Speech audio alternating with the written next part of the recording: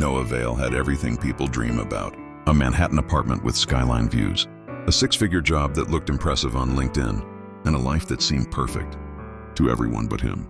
Every day was a loop. Wake up, caffeine, chaos, repeat.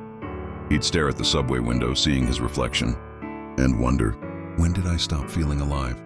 Success on paper, but empty everywhere else. One Thursday night, everything fell apart.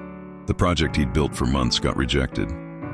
His girlfriend ended things over text, and his father's voicemail just said, "You missed my birthday again, son?" Noah stood by the window, rain tracing down the glass. And for the first time, he whispered the words that would change his life. "I can't do this anymore."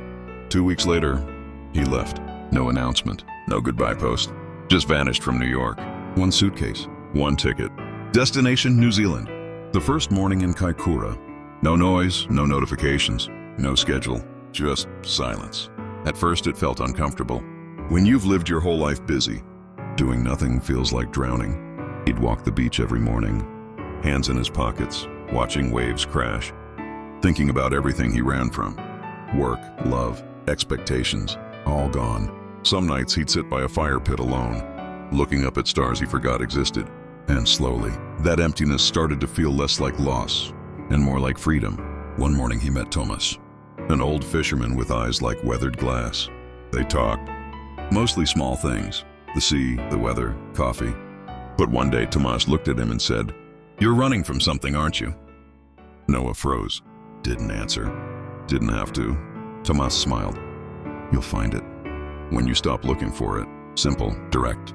But those words hit harder than any New York therapy session ever did. From that day, Noah started helping Thomas with his boat, pulling nets, fixing ropes, just working with his hands. No meetings, no fake smiles, just ocean, sun, and silence. And with every sunrise, his thoughts got a little quieter. It happened one morning before sunrise. They were out at sea, the world painted gold and lavender, and then dolphins appeared beside the boat. Dozens of them cutting through the waves, playful, free, unstoppable. Tomas laughed out loud. Noah just stood there, watching the light dance across the water. And for the first time in years, he felt it. Wonder, not the kind that comes from success, but from simply existing. That morning he realized he hadn't been living. He'd just been surviving. Months passed. Noah built a new rhythm. He taught art at the local school, fixed Tomas's old radio, started painting again. Not for a client, not for approval, just because he wanted to. And one night, sitting by the fire, he picked up his old phone, hundreds of missed calls, unread emails, all the noise he used to chase.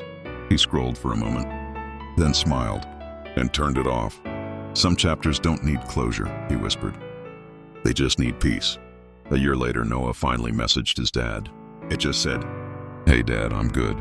Finally figured out what that means. And he meant it. Because what he found out there wasn't a new life.